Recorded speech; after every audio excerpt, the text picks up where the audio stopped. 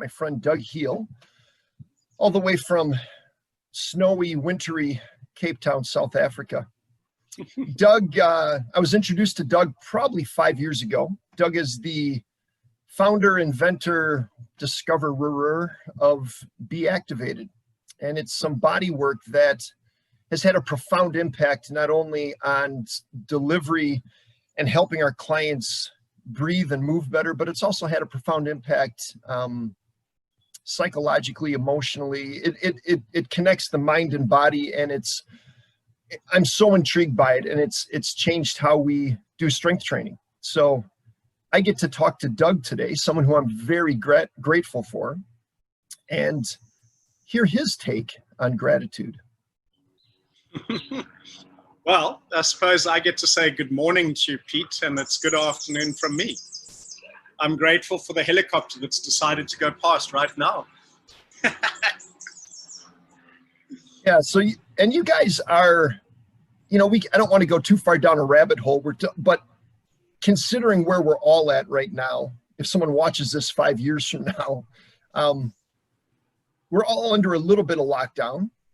Yep. South Africa may be a little more locked down than the United States, but yet in that, where are you finding gratitude? Well, I think let me just give you a context for our lockdown, because that makes, we've got some things that make sense and some things that really don't. It's mandatory to wear a mask when you're out in public. I understand that. The idea, I think I'm grateful for the change in the mindset of it's also my responsibility to take care of you. And I think that's a good thing. But we've got a whole lot of really strange things. We've had a tobacco ban from the start, and that's about 120 days. Right now we have an alcohol ban. It came back and then they took it away again. So there feels like a lot of punitive things going on. So there are a lot of people who have got caught up in what they've lost, what's been taken away. And so you get that pushback and that difficulty. But,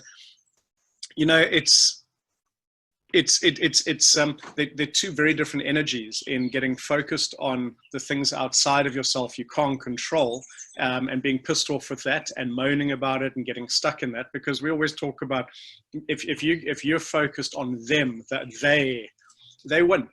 And the thing is that the goal of the game is always like, what can I do? What's here? And gratitude is one of those things. So that's always a very powerful thing. So, we are in winter, but Cape Town is one of the most beautiful places in the whole world to be. And so, my entire work is literally getting on a plane and going and teaching and traveling around the world. And then my gratitude is always coming home. So it's quite unusual to not be traveling. And in fact, on Friday, we officially canceled what would have been my first traveling to Denmark, because the world's just not ready yet. Even they are the most open in the world, but even they are not quite ready. And so gratitude is small things. It's looking at the environment that you're in and appreciating what you've got. We are lucky and we are blessed that we everything that we needed, we're taken care of.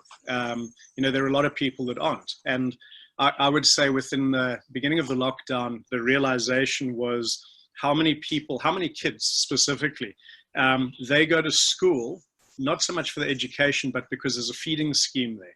And suddenly, because of this real hard lockdown we had, all of that was taken away. So my initial effort, and it was interesting for me, I was grateful because I put out a free program, which if there wasn't a lockdown, if there wasn't a need, I wouldn't have done it. I needed to do it years ago, and I didn't. So almost the pressure of the situation created the need that was far greater than my smallness and my insecurities. So that was part one. And then the second part on looking around and seeing how big a need there was right on our doorstep, I reached out to the community and shared my first program that I ever created for my clients way back in 1995. And it was a CD-ROM called Introduction to Muscle Activation. Obviously now it's Be Activated. And we just put it on for $20, but all that money went through to the Peninsula Feeding Scheme. And, so easy to do, actually, so easy to reach out. But the sense of, instead of sitting at home feeling helpless, just sitting and waiting, it was actually helping and contributing and allowing people that I have touched and influenced to give back, but not to me. I wasn't going, help, I need something. I was saying, I see a need and I believe we as a community can do something about it.